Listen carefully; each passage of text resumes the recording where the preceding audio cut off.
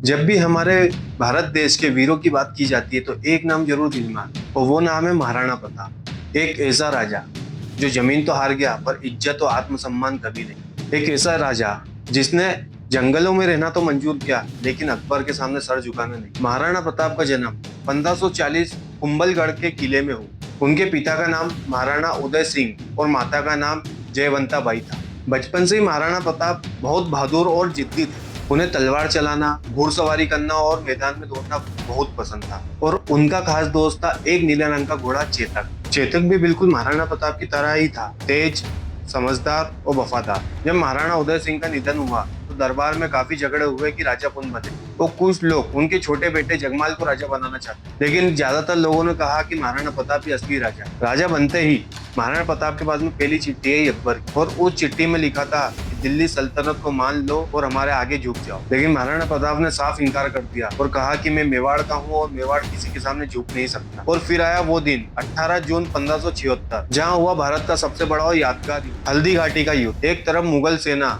हजारों सैनिक, तोपे, हाथी, और दूसरी तरफ महाराणा प्रताप सिर्फ अपने 20,000 राजपूत योद्धाओं के साथ। महाराणा प्रताप चेतक पर सवार थे, हाथ में भारी तलवार और आंखों में आग। लड़ाई शुरू हुई, हर तरफ धूल, तलवारें और लहू ही लहू था। महाराणा प्रताप ने मुगल सेनापति बहलोल खान को एक ही वार में 2 हिस्सों में काट डाला और फिर उन्होंने अपने चेतक के साथ मानसिंह के हाथी पर छलांग लगाई और पूरा युद्ध का मैदान उन्हें ही देखता रह गया। पर मुगल सेना ज्यादा थी, भारी थी, इसलिए महाराणा प्रताप को पीछे हटना पड़ा। युद्ध के बाद महाराणा प्रताप अपने परिवार और साथियों के साथ में जंगलों में चले। वहां न महल था न राजभोग। महाराणा प्रताप और उनके परिवार वह सभी घास की रोटी खाया करते थे। कई बार बच्चों को भूखा सोना पड़ा पर किसी ने भी शिकायत नहीं की, क्योंकि सभी को पता था भले ही हम भूखे हैं पर आजाद हैं। और वहीं पर अकबर ने उन्हें फिर से संधि का प्रस्ताव भेजा। अकबर ने कहा, झुक जाओ, मैं तुम्हें सब कुछ लौटा दूंगा। लेकिन फिर महाराणा प्रताप ने कहा कि झुकने से अच्छा है जंगलों में मर जाना। तो कुछ सालों बाद महाराणा प्रताप ने फिर से हिम्मत दिखाई। उन्होंने एक एक करके अपनी जमीन, गांव और महल वापिस लेना शुरू किया। और इस बार उनकी सेना में बस राजपूत ही नहीं बल्कि साधु, व्यापारी और किसान सभी मौजूद थे।